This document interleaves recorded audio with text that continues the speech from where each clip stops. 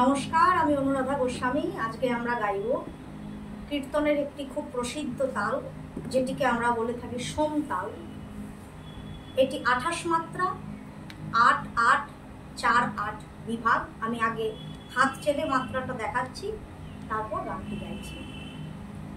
1 2 3 4 5 6 7 8 9 10 11 12 13 14 15 16 17 18 19 20 21 22 23 24 25 26 27 28 একটা কথা বলে রাখি, অনেকে হাতের মাত্রা চালেন 1 2 3 এভাবে হাতের মাত্রা চালাটা আমার মনে হয় উচিত নয়।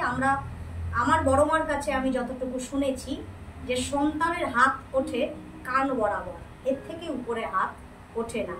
এবং আমরা যখন মাত্রা চালবো হাতের, অবশ্যই খেয়াল রাখবো, দরকার হলে আয়নার সামনে প্র্যাকটিস করব, সেটাও দেখতে যাতে সৌন্দর্য লাগে এবং অপর যে মানুষটি দেখবেন তার যেন কোনো বিকৃতি পরায়ণ আমাকে দেখে মনে না হয়।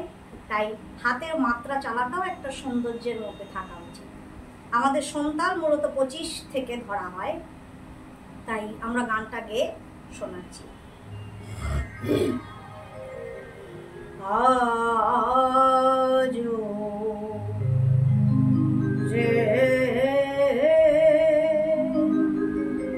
আজরে